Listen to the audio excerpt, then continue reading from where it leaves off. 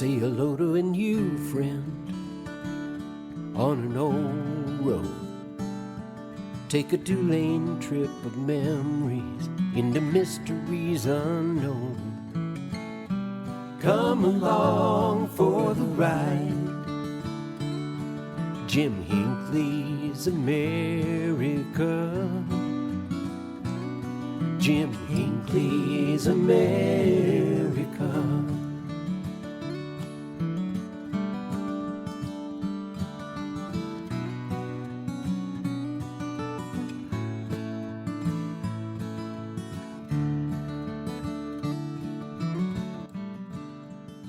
Hey, good morning, my friends. How's everybody doing this beautiful, beautiful day? A little bit of music from Joe and Woody and the boys of the road crew there. Great way to start a day about talking about road trips. Well, here at the studios at Jim Hinckley's America in Kingman, Arizona, within spitting distance of legendary Route 66, it is, 37 degrees. They're talking a little bit of rain, maybe even a little bit of snow. And we'll take either one at this point. It's it's beyond dry. It's gotten so dry that the streams and water holes out here are they're too thick to drink and too thin to plow. Hey, we're headed for Texas today. Going to visit my friend Gary Williams. Talk about Route 66. Texas, it's not as bad as Kansas. They're short on miles, but they're pretty big on smiles out that way. Hey, Gary, how are you this morning? I'm doing good, Jim. How are you this morning? You know, I'd have to be dead a week for it to get better than this. I'm glad you got a morning off, and I'm glad you decided to take some of that time to spend with us. I appreciate that. Oh, you're welcome. Always glad to talk about Route 66. Yeah, we got a great crowd with us. Brady Wilson, a whole bunch of folks here this morning. So, how are you folks doing in Texas besides freezing? Yeah, we're trying to warm back up here. We've had a little bit of a cold spell here the last few weeks, and it's just finally starting to thaw out a little bit. God, it gets below 80. I look for my long underwear, so I have issues with cold weather. Yeah, I came from California too, so it's still, even after a decade, I'm still getting used to this cold weather. Well, go ahead, Gary. It was one of about like 100-year storm we had here in the last couple of weeks. It was pretty cold. We got a lot of snow, even for Amarillo. I mean, it's been about 2 weeks now. We got almost 10 inches. Oof. That's not normal for the Panhandle. Isn't that amazing how many 100-year storms we've had in the last 5 years? Oh, I know. It seems like every other year. What the hell? Yeah, you're right. Twice in the last 5 years, they had snow down in Galveston last week on the beaches. I mean, that's just unheard of. God, I'll tell you. Yeah. It's, the weather's one thing we can always talk about and complain about, and nobody does a damn thing about it. Nah, you just got to roll with it or move, or get on Route 66 and go for a drive. Well, yeah, as long as you get through the snow. Yeah. God bless. I joke about this a lot, but Kansas gets the short end of the stick, but Texas is right behind them. Short on miles, but big on smiles. Oh yeah, we've got a lot to do here in our little 178 miles. Yeah, God bless, you sure do. And people, if they just take the time to do a little bit of looks in, and if you make a detour or two, figure it in like Paladuro Canyon. There's so many things you can. Everybody wants to go to the Grand Canyon there in Arizona, but they forget that. Yeah, right here next to us, we're the second largest next to the Grand Canyon there at the Paladuro Canyon. Well, a lot of folks overlook that. They get kind of myopic, and even the old U.S. Highway 66 Association, they recognized these things and they promoted side trips to the Grand Canyon, to Sedona, different things. And the big thing about with any Route 66 trip is don't rush it. Take time. You're not going to see it all anyhow, and spend time talking to the people. Because folks like yourself and Dora and crotchety old Bob Lyle, God bless, they're the magic of Route 66. They really are. That's what attracted me so many years ago is the people. once you get past all the things you want to see, and like you said, you start meeting the people and diving into the people that are keeping Route 66 alive for everybody. That's the magic to me. That's what really got me into it. Yeah. You talk to people like Angela Moreland out in McLean, Texas, and Oh man, she's oh, doing wonderful things out there.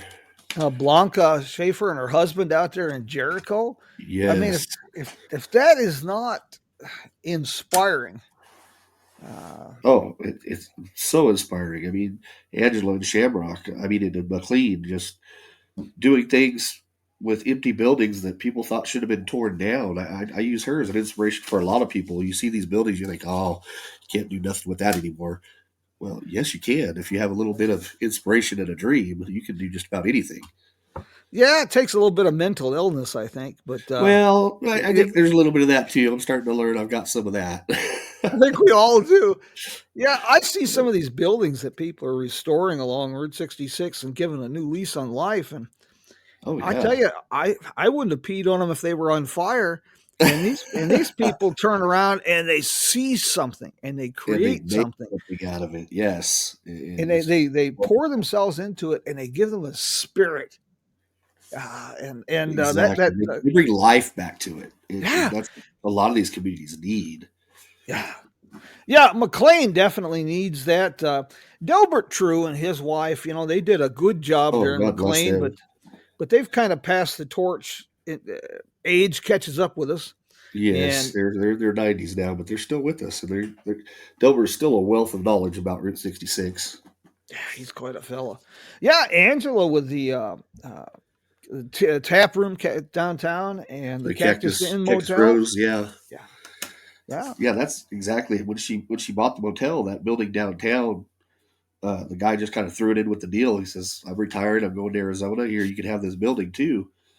And like I said, everybody looked at that building. The whole front of the building, the roof had already caved in, and so people were thinking, "Oh, just it needs to be torn down." But she saw something in it. The whole yeah, back half of the building was still in great condition. So she basically cleaned it out. Yeah, left that front, cut that roof all out, made it like an outdoor area, like an outdoor patio, if you would say, and yeah. then put the tap house in the back of the building that was still perfectly good. So, I mean, like I said, a building that everybody thought should have been torn down, she had a vision for it and she turned it Yeah. into something that's great. Well, that's the essence. The Route 66 is it's not our oldest or most scenic highway, and if you take US 50, 12, US 6, you'll find more mom and pop stuff on those highways than you will on Route 66, but you will not find this sense of community, the passion, the vision that these people have for this road, And for we share it sharing with each America's other. story. That's exactly it. We call it our 2,000-mile long family. Yeah, It just we all communicate with each other. We all care about what's going on in each other's states and our towns, and it's one, it's like no other. it's one big dysfunctional family Yes, dysfunctional family. Yes. that manages to get along most of the time, and everybody shows up for Thanksgiving, including the cross-dressing uncle, and everybody just we make do and have fun. Yep, and we try to all take care of the travelers and pass them on to each other, and it's just a wonderful thing to be a part of.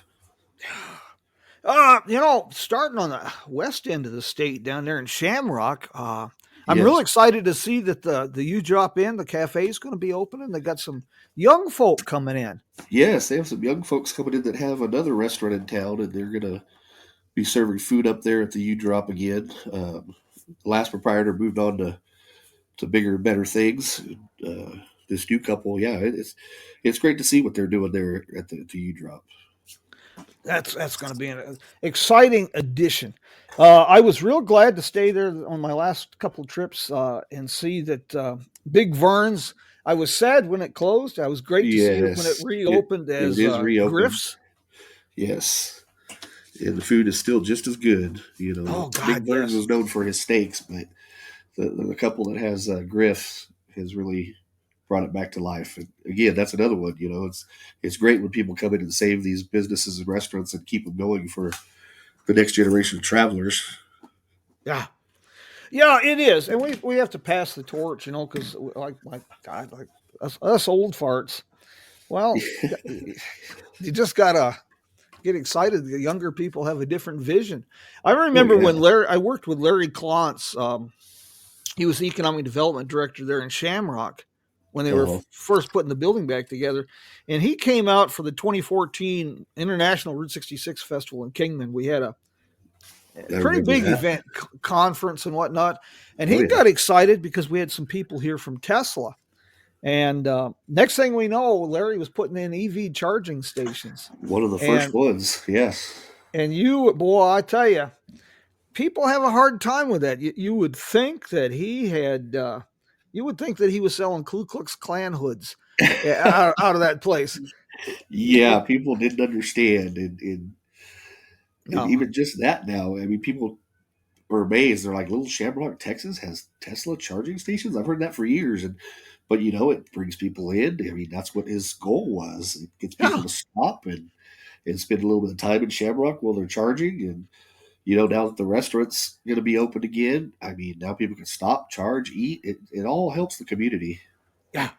Well, we don't have to all drive electric vehicles, but No, we Route don't. 60, Route 66 from its inception, it's always been in a state of transition. The Route 66 of 1930 was a lot different from the Route 66 I Oh, remember of yes. 1960, and it's going to Even change. more different today. Yeah. Yeah. How's and Blanca Schaefer and her husband this Jericho Blair. project? My Oh yeah, gosh, that's exciting. they've had big dreams, and it's slowly but surely starting to come along. And that's another couple that we really need along Route 66. I mean, they've taken absolutely a ghost town, and they're trying to revive it, and they're doing great things. So, Gary, I think you're being generous. I think they would have needed two or three more condemned buildings to have a ghost town. well, yeah, there wasn't much left of Jericho, but just No, the research they've done in just bringing the history of it back to life, letting people know what used to be there. It's so refreshing to see all the hard work that they've done just coming to fruition. yeah, they've got some big plans. I have been so fascinated. I had them on the program a few months ago. We are talking about Yeah. some of the history that they had been turning up, Oh and yeah. I just It's find that amazing. so fascinating. And even stuff like that takes so much time and Yeah, effort just to dig up. yeah, So God bless Blanca for all that they do out there. I mean, just some of the projects we've done, and I've had to spend hours and days just doing research for stuff. It's people don't realize just stuff like that takes a lot of work and effort just to yes, bring that back. yeah, it does. I mean, the I information's out there. It's just finding it and bringing it back to the public's knowledge. Yeah. Well, how are they progressing? 'Cause they were talking about having a small harvest host like campground and a few other Oh things yeah, out there. they have a harvest host that if people that know what harvest host is, it's for people that are traveling in RVs and stuff like that. And they get people out there all the time. They're always, I think they got 2 or 3 spots now for harvest host, and they do their community garden every year. They raise vegetables and fruits and stuff out there, and you can be a part of that. They have a vegetable share program. It just they're starting from the ground up basically and just trying to rebuild a little bit of Jericho and bring back the history of it. And it's great. I was teasing Blanca that I don't know how far you can take this. People wanting an authentic Route 66 experience, but I was joking with it. She could start a Great Depression theme park, and Get a car stuck in the mud out there and exactly fill that road with water and send them down through there. have some horses pull you out. Sleep under the bridge, have people roust you with billy clubs, give them the whole Oh wow. experience. Brady says there's a new nonprofit established last week. Brady, was that for Jericho? That's for Jericho. Yeah, I Yeah. forgot the name. Brady, I don't know if he remembers the name, but yeah, they just established a nonprofit for Jericho to help bring it back to life. Ah, very good.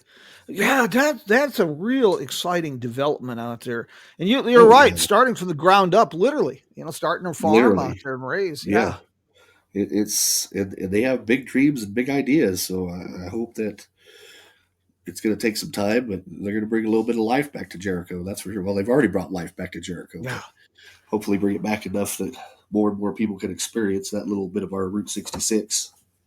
Thank you, Brady. Jericho Legacy Foundation. That's it.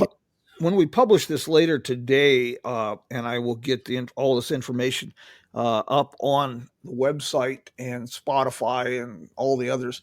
And if you need more information, of course, you can go to Route 66. That's RT66 of Texas.com and Yes. get some great information. You got a great events calendar I was looking at this morning, Gary. I've been trying to update it. Yeah, we got a few things. We got some good festivals on 66 here in Texas every year, and that's another thing people miss out on. So, some of these that are every year. I mean, the big one in Shamrock coming up here in March for St. Patrick's Day. That's I've been here a decade. And I finally 3 years ago went for the first time and was amazed at how big Shamrock gets for a weekend. I mean, it's one of those festivals where the town quadruples in size for the weekend. It's amazing. And then Texas Route 66 Festival is June 5th.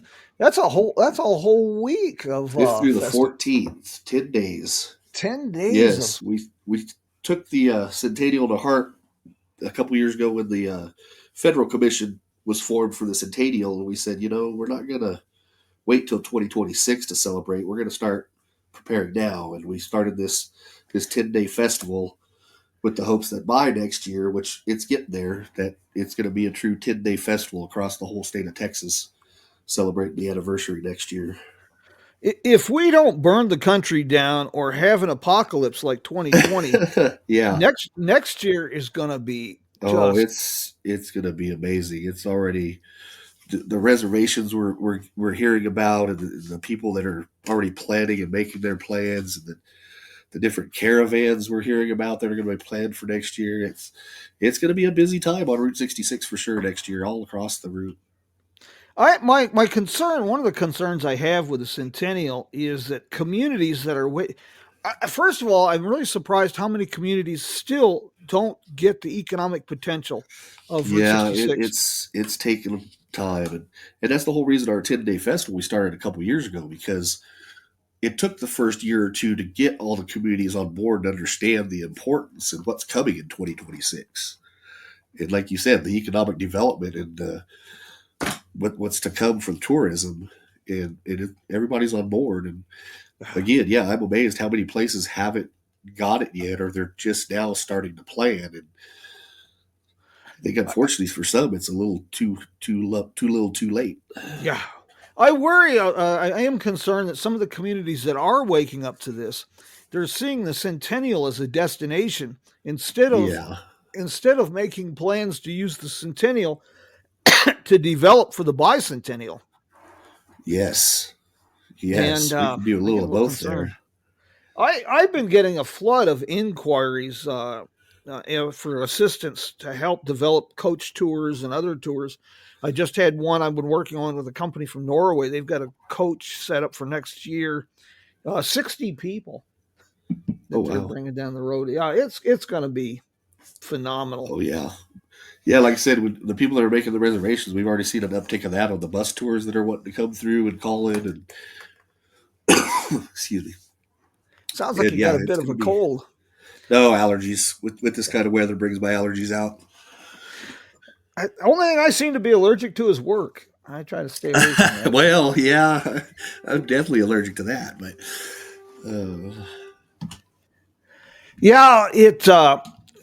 so it's a 10-day festival.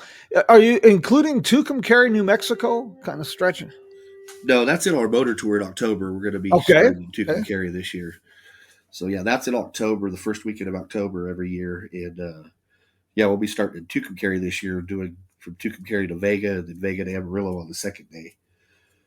Very good. I started that a couple years ago when we did part of Oklahoma, just to try to include our neighbors every other year. So this way we're just not staying. Like you said, we only have 178 miles, so we got to kind of get a little creative on our motor tour to get people to want to come back every year and do different things. So yeah. Well, and the idea here too is it's to build a sense of community and build a network of partnerships. Oh, it is. But It is. not only between the business owners and the people, but between the communities, because that's the way this thing survives and thrives. Yeah, we got to remember Route 66 doesn't have borders. If we want it to survive, it goes from Chicago to LA, and we got to work together. We can't just say, "Oh, this is my part." Well, yeah, this is my part, but there's other parts that we can help with too. So, Yeah, most definitely. So that's coming up in June. Here's the June one. Festival, yeah. If anybody's, of course, we wouldn't want to probably do this in the winter, but this is kind of an odd trend. Uh, Over the course of the last 8-10 years, 1 or 2 times a year, I'll get somebody ask me if there's a nudist colony on Route 66. Well, I don't know what this means, but last year I had about a half a dozen inquiries about Really? nudist colony. And this year, Wow. it's only January, and I've had 3 people inquire about Really? nudist colonies on Route 66. That's an odd inquiry. No, I've never had that inquiry before. I know I've seen the topic come up once or twice, but yeah, this is an odd request. The latest one, this last one, let's see if I can find this real quick. This is kind of strange. Here we go. This was 5 days ago. I had some folks send me a note. They'll be caravanning with some friends, motorhomes, and they're all 60 to 70 years old. They were looking My for a goodness. senior citizen specific nudist colony. Oh my goodness. And do with that as you will. I have nowhere to go with that. Well, I don't either, but I guess there's a market for everything. I guess somebody's listening to this. I guess you can run with that idea. You got to find those and list them and create a brochure. And I don't know what to say. that's the great thing about Route 66, though. So many people travel it for so many different reasons. That's why we get so many people every year traveling Route 66. Yes, Whether it's for the scenery, the photography, whatever. There's so many people that travel it for so many different reasons. yeah. It's more. It's not a highway anymore. It's morphed into something that words are difficult to find. And Yeah. your Texas Route 66 festival, I have yet to attend, but I hear nothing but good from everybody who's attended this. They just It's have a grown tremendous every time. year. Every year it's gotten a little bigger and a little bigger. And like I said, most festivals, it takes you 18 months just to plan one to begin with. Well, Yes. we didn't want to start this year and plan for next year, because your first festival, no matter what it is, there's always things to learn from and there's ways to grow. And that's why we started celebrating a few years ago, so that, we learn from each year and we grow a little more. So that's what we wanted. By next year, we just want this awesome 10-day festival celebrating the 100th of Route 66. And I think we're getting there. Well, yeah, you want to make new mistakes. It's no fun Oh, making the yes. same ones over and over again. No, And you learn. And another sometimes thing- it's not necessarily mistakes. It's just growing pains. It's like you weren't prepared for that. Well, next year we need to prepare for this many people, or just things like that. Yeah. Well, and it's great that you're putting this stuff out 12, 18 months, getting the dates out, because if our international travelers, they're already planning for next year. Yeah, we're getting calls all the time. Hey, we're coming this time next year. What can we do? Yeah. Yeah. And some are even already making plans for 27. And I have trouble with long-term planning. For me, long-term planning is I wonder what we're doing for dinner today. And these Yeah, folks some are talking days. 27. Yeah. But, you get used to it. It's the same thing. I mean, we're working on our 2025 motor tour, but as we're planning this year, we're already discussing things for next year, because, it is the 100th. And what are we going to do for our motor tour to celebrate the 100th and things we want to do? So, yeah, sometimes it's a 2-year cycle. You're working on one, but in the background, you're already planning the next one. And your motor tour is October 3rd and 4th. That's October 3rd and 4th. Yeah, it's always the first weekend in October. Oh, that's easy to remember. Very Yes. Yes, we just did it that way, so it's easy to remember. You can always look at the dates for next year, even if we don't have it out yet. Well, that first weekend, that'll be our motor tour. So, Does your Route 66 festival in June, you keep that on the same weekend as well, or same week? yeah, it's the first. I think it starts the first weekend and goes to the following weekend. Okay, yeah. Mm-hmm. So, And yeah, that was when they said 10-day festival. I was like, wow, we're going big. Gosh, So, yeah. and I kind of take a little blame for that when we first started talking about this. Everybody talks about a 3 or 4 day festival. Of course, I had to throw out there at the meeting, well, don't we do everything bigger in Texas? And then next thing I know, yeah, you're right. Hey, how about we do a over 2 weekends and make it 10 days? So Well, that's kind of neat because obviously a lot of people can't dedicate that much time no, to that, but they can show up for different parts of it. And exactly. And the thing was, we wanted it across the whole state. We wanted it like a party across our 178 miles. And really, in a weekend, you can't do that because no, it's so spread out. If you have it in all these different towns, people can't go to everything. So when you spread it out for 10 days, so okay, one day there's something going on here in Amarillo. Well, then on Monday, maybe something's going on in Shamrock. Tuesday, something's going on in Vega. So you're spending the 10 days traveling up and down our part of Route 66 and seeing what all these towns have to offer. And that was the whole premise behind the 10 days. yeah, very good. Well, you've got, and people zip past some of these things like, not everything is on Route 66. Of course, we No, mentioned no. Paladuro, but Vega, you get out there to that Milburn Price Museum. Oh, that's just a wonderful museum we've had, and Greg Kahn has done so many good things out there. It just keeps getting bigger. Yeah.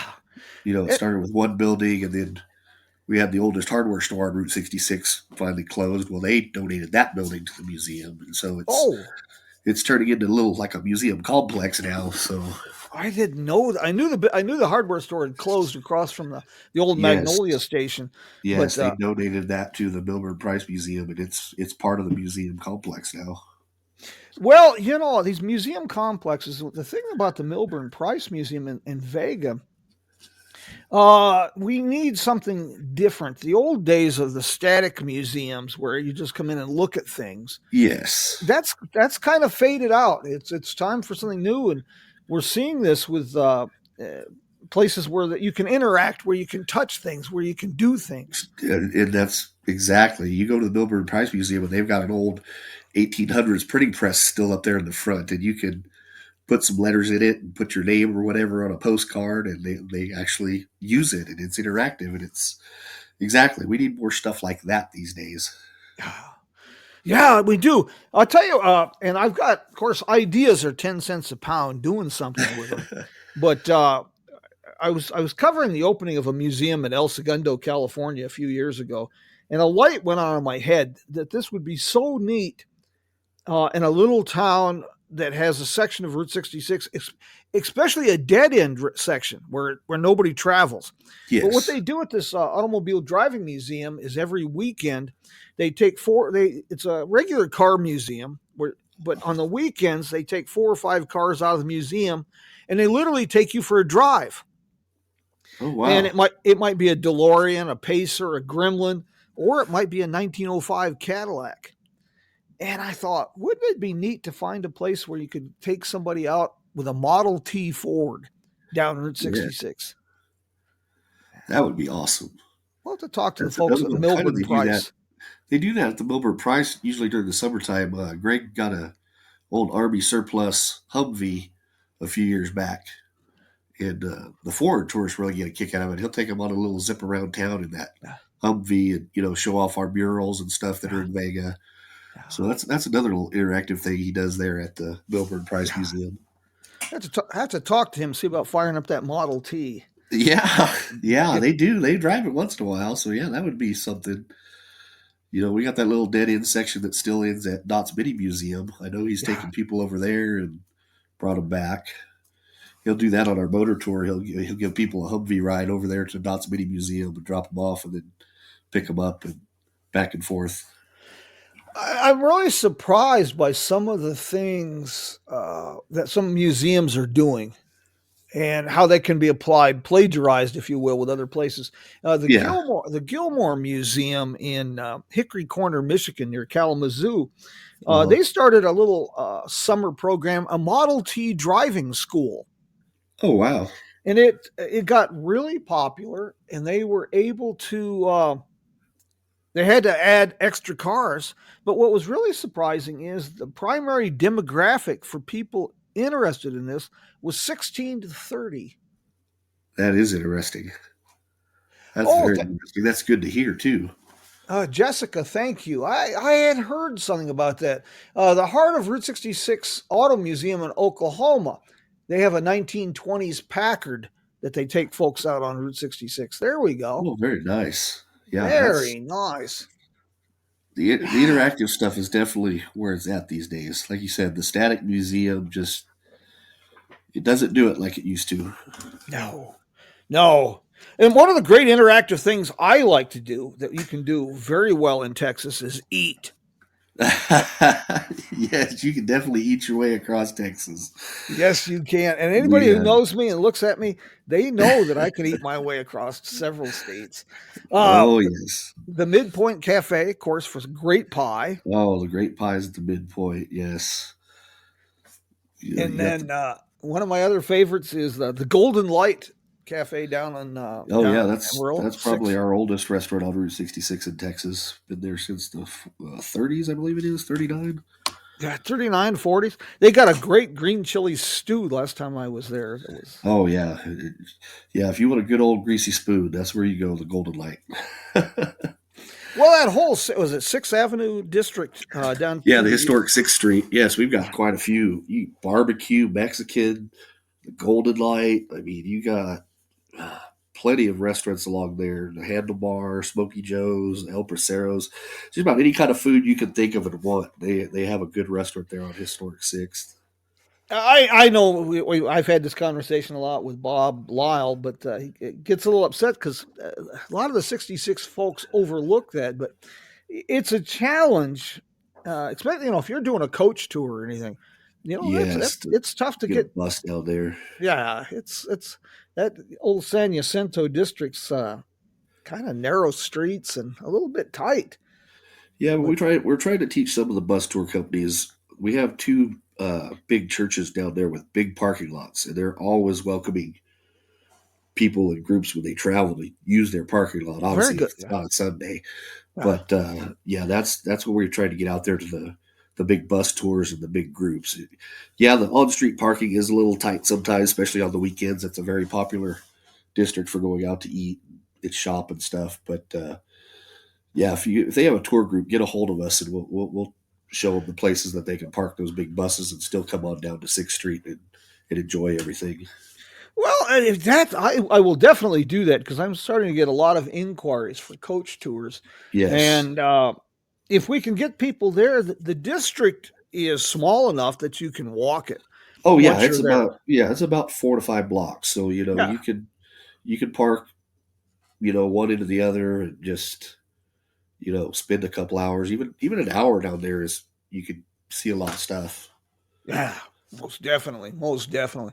And you got to go down. If you go down there, you got to holler at Miss Dora Oh yes, you got to at stop Texas in and say Ivy. hi and see her big Route 66 sign out front and get your picture. I got a whole list of places I love to eat there. The Red River Steakhouse in McLean, Oh and yeah, that's Griff's out in Shamrock. I'm partial to that. yeah, yeah. Red River is still my favorite. When we first moved to Amarillo, oh, it's been 12 years now. We started asking around, and people didn't even know I was into Route 66. I was just like, where's a good steakhouse in town? Where do you go for a good steak? And these were the locals in Amarillo. They're like, well, do you mind driving about an hour? And I'm like, for good food, yeah, I'll drive. And that's where they would point me. And it was just kind of funny that, well, down in McLean, there's this little place called Red River. It just amazed me that the locals from Amarillo, as many restaurants as we have in this town, they would tell me that's the best steak in the Panhandle. That's the best steak in the Panhandle. Isn't that funny? I don't do this to. Uh, I'm not trying to put on a show or anything. I'm just me. I Yeah. think and but I catch myself talking when I'm in Europe or talking with Europeans and answering questions. I can see the look on their face when they talk. My wife and I sometimes will go up to Williams, the Pine Country Cafe up in Williams Uh, for breakfast. Well, that's a 140-mile drive each way, and We They just do can't it for fathom breakfast. that. No, because if you do that in Germany, you've crossed two countries. Exactly. Yeah, and I just that's what we do. We drive an Well, hour for a we're road dinner. trippers at heart, so it's Yeah. almost like a little road trip. Hey, you want to go have breakfast? Yeah, it's an hour away. Okay, we're gonna have a little road trip. You got some really neat things going on in Amarillo, and it's there's nothing wrong with the Big Texan or the Oh Cadillac no, Ranch. Neither one really hold a great deal of interest for me, but I know they're attractions. But yeah, I always find it interesting that two of the biggest attractions, probably on Route 66 in Texas, the best well known, really aren't even on Route 66. no, they're not. But that's what we've always said. Route 66, before it got glamorous and what we've done the last 20, 30 years, it was a highway. It was a Yeah, highway just like any other highway. We look at it, I still look at it as, Route 66 is how you get to your destination. yeah, Of course, you want to spend your time on Route 66 and see what we got, but just because it's an offshoot or just a little bit off Route 66 doesn't mean it's not part of the experience. no, I no, mean, you use Route 66 to get there and then you enjoy yourself, yeah. you know. And it's it's changed a lot. And the other thing that intrigues me, and I say that I talk about this a lot, probably more than I should, even if I'm by myself. But you've got to be my age, right around 70, to have any real relationship when it was Route 66. Yes, So it's fascinating that now Route 66 is something, it's a destination in itself. It's it something you is. can enjoy. And it used to be, like you said, it was a highway. And to be real honest, I always drove Route 66 even when the interstate came in because I enjoyed it. But Exactly. when it was the highway, it wasn't a real pleasant experience. It it just I came in at the tail end of when 66 was being replaced by I-40 Yeah. in the mid to late 70s, and I was driving truck for a couple companies, long haul from Kingman to Oklahoma City or Wichita, Oh, and wow. yeah, it wasn't a lot of fun.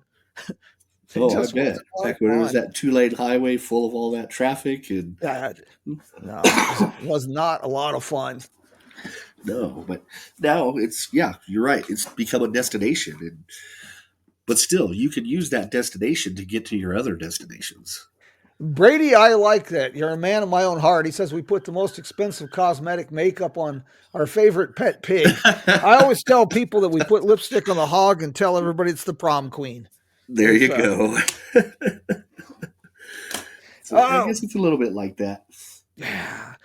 And how's things out in? This is kind of a sore subject for a lot of folks, but Glen Oh, Rio, how's oh that man, shaping up? that is a sore subject. It's I don't know. It's still Glen Rio, and Glen Rio is just like the rest of Route 66. It's ever evolving. Stuff comes, stuff goes. Yeah. Um, we still have our one resident out there, so it's not a ghost town. Everybody thinks it's a ghost town. There's still one person out there, and I don't know.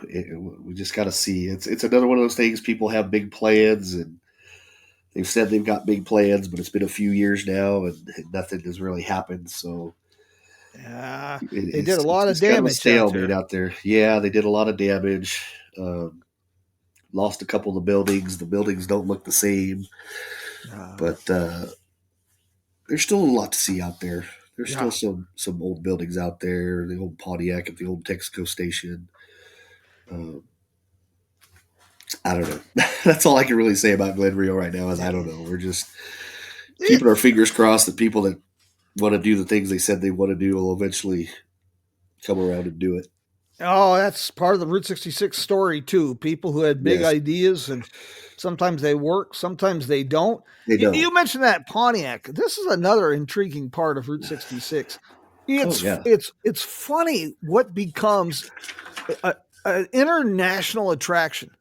An abandoned Yes, car in front of an abandoned gas station. You bring that up anywhere in the world to Route 66 people, and they know where it's at. they know about the Pontiac. Yep. It's amazing, and people will call us and ask us, "What town was that Pontiac in?" They're not quite sure. And It's like, oh, you must be talking about Glen Rio. So yes, everybody knows about that Pontiac. How's your bug ranch in Amarillo? How's that? Oh yes, the new Bug Ranch. That's coming along. That's another one that's just gonna keep growing. Bob Lee and the Big Texan, just it all worked out that the bugs needed a new home from Conway where they were originally at, and it just kind of worked out. And same thing, like you said, some people kind of quip a little bit about it because it's not on Route 66, but where they were at in Conway, they weren't on Route 66. They were just off Route 66. So it's just another thing that it's not on 66, but it's an attraction to go see. And the bugs were saved. And People, I get so damn narrow-minded they can look down a beer bottle with both eyes. yes, You gotta explore a little bit. Route 66 is about the adventure, and not everything's gonna be on Route 66. Exactly. You gotta. And if it get out and draws explore. people that don't know about Route 66 to learn about Route 66, I mean that's really what the Bug Ranch now is. Kind of one of those things. It's like people that are traveling on the 40 can see it, and then next thing you know, they want to turn around and go check it out. Yeah. Then they realize, whoa, Route 66. Whoa, where's Route 66? What's this Route 66? So, it works both ways. Well, yeah, and if you drive Route 66 through Shamrock, Texas, sure, you're going to see some neat things, the Western Motel and Griff's Steakhouse that you drop in. But if you get off Route 66, 3-4 blocks, there's even more stuff. Yeah. The Blarney Stone down at the park. They got a great old theater. Yeah, down there old theater, the water tower is the tallest water tower in the state of Texas is in Shamrock. It's. I was not aware of that, but now that's right up my alley. Yeah, their water tower, I forgot how tall it is, but it's the tallest water tower in the state of Texas. Oh, God, I'm a sucker for that. Greensburg, Kansas, home with the world's largest hand-dug well. Oh, really? Oh, wow. I am a true sucker for that. Pioneer West Museum, Brady mentioned. Yeah, that's a great complex, too. That's a great complex. And the old that hotel predates Route 66 by 2 years. And it's got a museum inside of it now. And it's just, another neat thing to see. Yeah, like you said, not everything has to be on Route 66 to be something worth seeing. No, not at all. And you folks have worked so hard there. You and Dora, Brady, Andy, you've got such a passionate group. The work you just did recently did on the old station in McLean. Oh, yes. That was fun.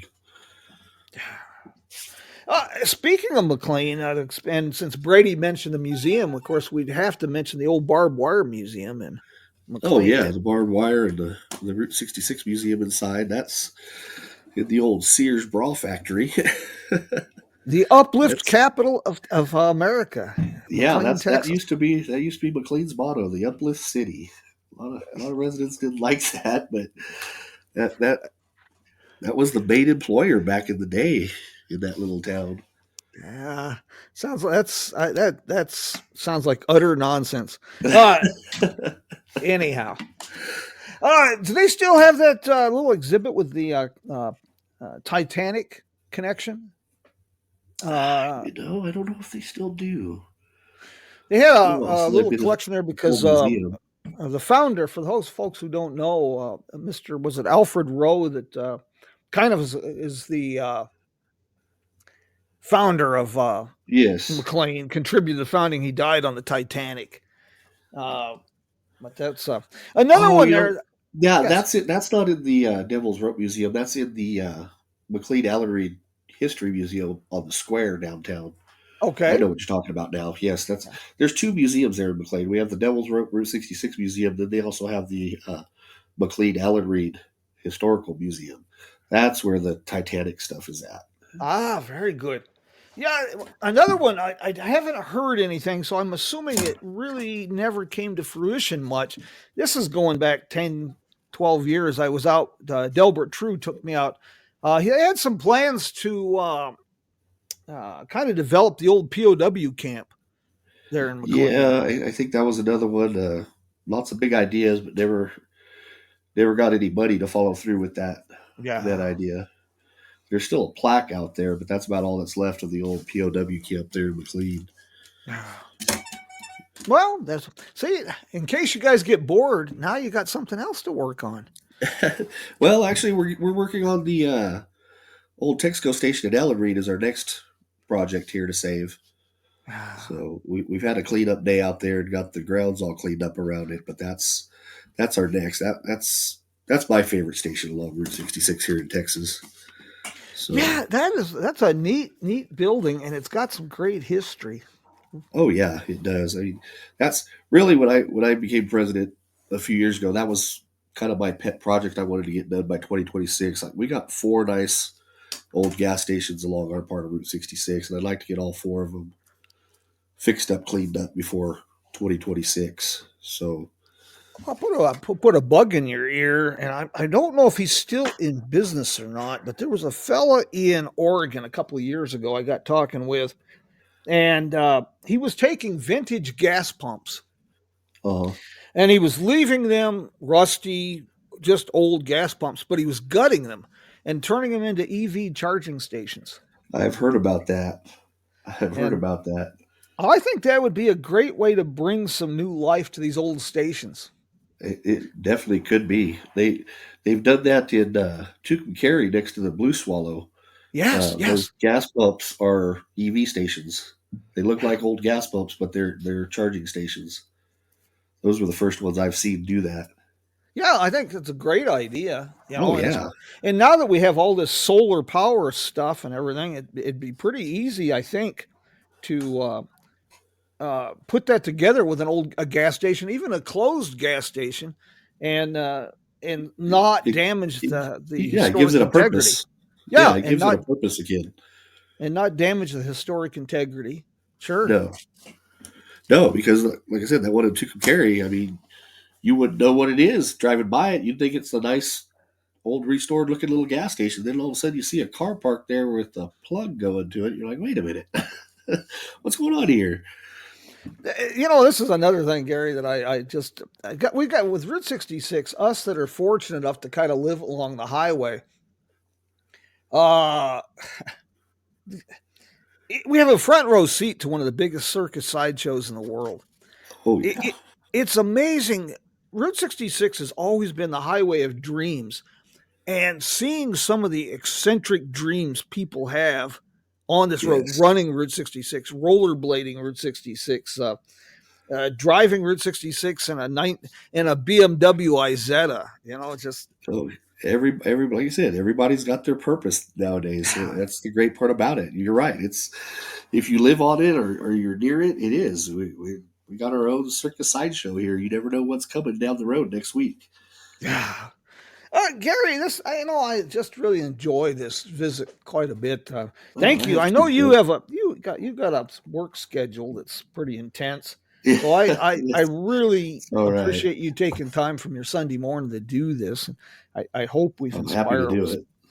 inspire a road trip or two, and try to get folks to put June 5th through the 14th on their travel calendar, or Yeah. October 3rd and 4th, or March 14th, or Yeah, just any of those. They can go to our website and see what's going on here on Route 66 in Texas. and if you need help finding a way to graze your way across Texas, drop me a note, because Oh yeah. I Yeah, can I can we help do. with that. I'm pretty good at telling people where to go. And Yep. how's your visitor center there in Amarillo? Still kicking along? Oh yeah, it's still kicking along really good. It's it's the slow season right now, but everything's good and people are still coming through, so that's a good thing. It's just a little slower than normal. Yeah. Well, this time of year and snow and whatnot, and that makes it a real challenge to. You're not going to get a lot of travelers this time of year. No, no, and the wet that's what really hurt a lot of people in January this year. This unusual cold weather we've had really put a halt even on to local traveling. So we're really trying to get out there and help the local businesses here in February and get out and eat and shop and spend some money with our local businesses. Yeah, because it kind of takes the fun out of travel unless you have to when you get into that Yeah, snow. I came through a couple of years ago, 3, 4 years ago. That he had a pretty good snow and ice storm, late October, and I had Oh come yeah. through um, from the Miles of Possibility conference. I was headed back to Arizona. I ended up staying at the Western Motel unexpected. A good indication you shouldn't be on the highway is when you see a snowplow off the highway on its side. That tells you, That's that tells you something. Yes, Houston, we have a problem. yes, we do. And then Well, you never know that time of year they'll close the 40 when it gets that bad. I mean, it don't happen very often, but yeah, like I said, that one we had 2 weeks ago. I lived just outside Amarillo, and I got off work and I couldn't even get home because they had the 40 closed. uh, And then all my back roads home were just full of cars stuck. So yeah, I had to get a hotel and spend the night in Amarillo. I couldn't even get 8 miles home. you got one of the great things on Route 66 travel, and this isn't for everybody because if you want the Marriott or the Hilton experience, you're just not going to be happy with the Blue Swallow Motel or the Western No, you're Motel out in not. Shamrock. But if you really want to immerse yourself in the Route 66 experience, you got to find the old hotels, the old motels, and It's a mindset. Even I think Jim, even if they're into the Hiltons and the Marriotts and that, if you open your mind to it, I mean, I had a cousin that I took on some Route 66 trips, and they were like that. They were more of the Hilton Marriott mindset, and I got them to stay at the Rail Haven in Missouri, and we stayed at the Blue Swallow, and it totally changed their mind a little bit about, hey, sometimes maybe we should do this. So you just gotta be a little open minded if you're in that other mindset. yeah. Well, we got some great ones, and more coming up on along the road. Of course, Oh yeah, Tucumcary's got some great ones. David Brenner there at the Roadrunner Lodge. Now yes. he's added a tiki room or two, and that that's a pretty I amazing think that's property. the best thing. Yeah, when they start doing the themed rooms, it really brings out the expressions of people. When David got that Roadrunner Lodge, that was another one I probably wouldn't have. Joe Sonderman and I were out in Tucumcari for a deal, and we got to exploring. And the motel was abandoned at that time, and it was homeless people had just moved Yeah. in, and it was not a pretty picture. And now it's an award-winning property, and it's just gorgeous what he's done. And of course, you got the Wagon Wheel Motel in Cuba and Cactus Inn Oh yes. Motel in McLean, and Yeah, she's done a great job on that. That has themed rooms. She themed each room to a different state, so you can stay in the Illinois room or the Texas room next time. And well, I think that's part of it. you got a couple of old hotels down in Amarillo that they've one's a Courtyard Marriott is I believe. Oh yeah, it's the Barfield Hotel. Yeah, and that's a neat Uh, old property. that is a neat old property. They put a speakeasy in the basement. Yeah, and it's right on Route 66. That's a great one. It's a little pricey, but it's all about the experience sometimes. And when you're traveling, you want some of the experience. It's You not the little do. old mom and pop hotel, but it's a neat old building that's been redone, and just the speakeasy itself is part of the experience. Yeah, there's a lot of these places. Eh, Travel's gotten expensive, and I understand that. But It if you has. get shopping around, I was really shocked, and this is not current information by any stretch. This would be back around 21. Groom, Texas. I ended up getting a little later than I anticipated. And I was out at the Chalet Inn, which is closer to I-40 than Route 66. Uh huh. But that was an ultra clean, uh, bare bones Spartan motel. Oh, you talking But it the was one there, Groom? yeah, it was Yes. $56 a night. Yes. That's Yeah. those are still out there. I mean, it's in your bigger cities where it's gotten more expensive. You get Yeah. out. I came from California, so when I came out here and we started traveling 66 across the Midwest, I was like, wow, these rooms are cheap.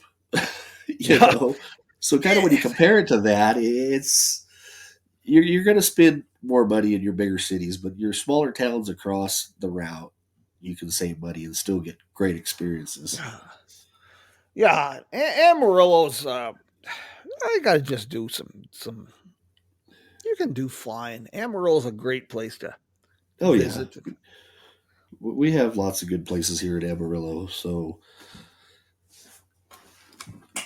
and across the whole state. I mean, like you said, even the little towns like Groom and McLean, even Vega has the old Bonanza Motel. That's an older property that's really clean. We use them for our motor tour and always get nothing but great reviews for them. Brady, I'd forgotten about the Fabulous 40 out by the Midpoint Cafe. I Yes, don't know much about it, to be honest. I don't know what their rates. I don't know much about the property at all. their rates are good too, and they're right. You spend the night and then have a great breakfast at the Midpoint right next door the next day. They Oh, reopened. I guess it's been about 5 or 6 years now. They reopened, and yeah. it's a nice, again, clean property. It's not very expensive. It's the experience. It's part of the Route 66 experience. Yes, you just got that. You got to have a sense of adventure, and I really think that one reason Route 66 is so popular is because we live in a very cold, generic world where you have 500 friends on Facebook, and only two of them have you ever met and had coffee with, and Yeah. and everything's sterile and generic. And Route 66 is full of surprises and fascinating people and adventures, and Well, and I it's think almost like a time capsule for some of it. I mean, some of these properties we're talking about, it's like going back in time and traveling Route 66 back in the 60s or the 70s or even earlier with some of these properties. And I uh, think that's what the big draw is, especially for the international tourists. I mean, it's almost like a living museum across the whole route. I just had this pop up. I was gonna. Are there any good rodeos on Route 66 in Texas? So the very first weekend of our June festival starts with the Coors Ranch Rodeo here in Amarillo. There you go. So if you run Route 66 and a rodeo, yeah, definitely come that first weekend, June 5th. Uh, that's that's been going on for years. That's kind of how it all worked out in June. They've always had the Coors Ranch Rodeo here in Amarillo, so they just used that as kind of the kickoff weekend into the 10-day festival. Yeah, very good. And they There do you a go. cattle drive right through downtown to the fairgrounds that Saturday. So yeah, if they're looking for the cowboy and the rodeo experience, that would definitely be the time to come. Very good. Best of the West on 66. That's Yes. yes, sir, Bob. Hey, Gary, I want to thank you for taking time this morning, and Oh, well, thank thank you, everybody Jim, who for joined having us. me. If anybody has any questions, chime in here. And meanwhile, I better give a shout out. Next Sunday, we're going to be talking with Gary out at Lebanon, Lackalade County in Missouri. Oh, that's another Eh, good guy. Yeah, he's got a lot to talk about. He's really excited about the Tree County Route 66 yard sale and Elm Street Eatery. Guess what? Oh, More food. that's a good place. I've eaten there quite a few times. The Nelson Dream Village, the great Route 66 museum they have in the library. Maybe we Yes, can get that's some a good one. updates on the Munger Moss Motel. That'll Too. definitely be a good. I'll be tuning in for that one. Hey, if anybody's got any questions for Gary, but chime in. And meanwhile, I do got to give a shout out to a few folks who make this thing possible. But we mentioned the Roadrunner Lodge and Cactus Inn Motel, Wagon Wheel Motel, and if if you want to plan a great Route 66 trip, but you don't know how to go about it, I can recommend Route Trip USA. It's they're based in England, but they specialize in Canadian and American road trips, and they've got some great packages. They will customize trips for you. They travel the road a lot themselves. Stephen and his wife will be out actually for the Route 66 Fun Run this year in Arizona. And if they don't know, they keep a string of consultants on a string that'll help put together a trip. And I'm pleased to be one of those people. And another one I can recommend is Gilligan's Route 66 tours. Yes, they do a They good tour. they've got a great job. You can either have a incredible self-drive tour that they've really put together, or you can do a group tour, and that's another one I can highly recommend for you. Well, I suppose we've been beating our gums for about an hour, so we'll give everybody a morning to spend some time with their family. Jessica asked if Gary has, if there's any plans for a Route 66 centennial type coin. I think she's talking about our record album we did. Okay. Next year, I think we're trying to sell off the rest of them this year and put some new ones out for 2026, hopefully. Um, and I'll just talk about that real quick for a minute that don't know. So a lot of the states have, the passports, you can get a stamp. Well, we did something different starting with our first festival a couple of years ago. You can get it looks like a record album. Oh, And once you buy it, there's 8 stops along Texas Route 66, and you go in and show it to them, and you pick up a coin.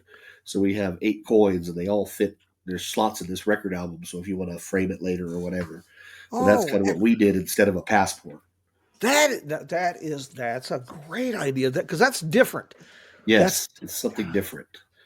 There's a coin for the coins are different for each stop. Each town has a coin, and you collect uh, them along the way.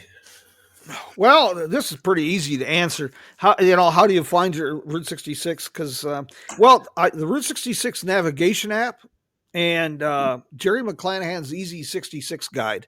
If you've got those two, I think you'll do just fine.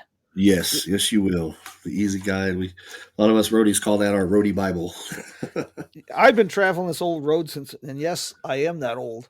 I've been traveling this road since about 1959, and I Oh still wow! carry Jerry's Easy 66 guide. Oh yeah. God, We've I been am that fortunate enough old. to do the whole route a couple dozen times, and I still have that guide with me just in case, because things change or you forget something, and it'll get you there. Well, speaking of road trips, I guess we should bid everybody a little bit of an adios with a little bit of music from my friends there in Nashville, Joe and Woody and the boys of the Oh Road yeah. Crew. Road Crew 66. If you need a theme song for your road trip or some road trip inspiring music, take a listen to Joe and Woody and the boys of the Road Crew. It, Uh, and we'll and do real this quick, again. Jim, out there. Speaking of the road crew, if you're planning for stuff for 2026, you're definitely going to want to come to our motor tour in 2026 if you want to see possibly them. Just throw that out there. Oh, great. That is wonderful. And that'll be your uh, First weekend of October. Texas Motor Tour Motor Tour in 26. 2026. Yep, we're Oh, we working will. on. We're in talks with them right now for that. Great. Those are some great fellas. Yes, And they are. if you get that confirmed, you let me know, and we'll just promote the hell out of that. All right, I was Well, definitely do that. here's a bug you can put in your ear. I forgot the date. If anybody knows, but Springfield, Illinois, is going to be doing a huge event. Let's see. Of course, that's November, so you could make a whole month Route 66 trip. Start in Yeah, L.A. and spend some time in Texas and work your way to Springfield. And yeah, that would definitely be great. Well, well, thanks for having me on, Jim. I appreciate it. oh, I'm glad you could take time to do this. The idea here is to share America's story and inspire a road trip or two. And I think we might have done that today. I hope so. I hope we have. My friends, we will do this again next Sunday morning. And I'll have this published later today. I've had some website issues I'm trying to resolve, but I've got a embedded player on several websites, the Kingman Tours website, the B. And if anybody wants an embedded player for their website, just let me know and I'll send you the codes. But I'll have this published later today on Spotify and all the podcast platforms and on our Podbean website for the Coffee with Jim. And feel free to share it. And got some good stuff coming up in the next couple of weeks. Kaisa had Barthuli from the National Park Service. She had a situation and she had to reschedule, but I think we're on track for February 9th. And February 16th, we'll have Joel Baker of the American Giants Museum talking about muffler men discoveries and getting the museum started there in Atlanta, Illinois. And the following week, we will have Marlo Anderson, the fellow who kicked off the National Day calendar. And that should be a lot of fun. My friends, until we meet again, I will bid you adios. Vaya con Dios, mi amigos. We'll see you next week. Gary, take care. You too, Jim. Talk to you Please later. say hello to your dear wife for us. I will. Thanks. Bye-bye.